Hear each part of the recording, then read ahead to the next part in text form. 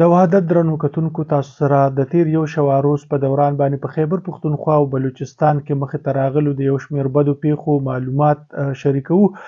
په بلوچستان او خیبر پښتونخوا کې په تیر یو شواروز کې د یو شمېر کسانو مړي ترلاسه شوي دي. همدغه شانتې کې د ډزو پیښې هم مخې ته راغلي دي چې پکې په مجموعي توګه باندې 11 کسان وژل شوي دي.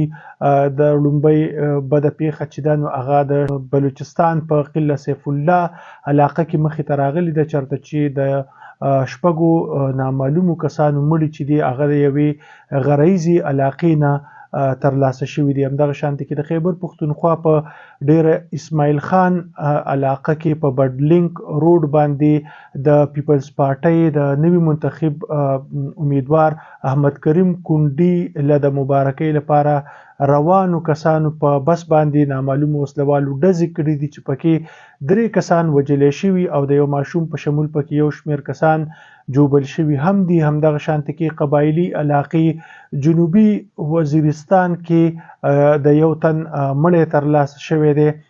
د چاپې جنګلو چې د فتشیر په نوم باندې شوی ده، د سیمې نه سرچینو وحدت نیوز ته ویلي چې دغه تن مړی مسخه شوی دی او خپلې ابایي علاقې ته وروسته رسولی شوی دی. د علاقې خلکو د دغه مرګ چې دی د دغه قتل د حکومت نه غوښتنه کړې چې د دې تحقیقات دې وکړي.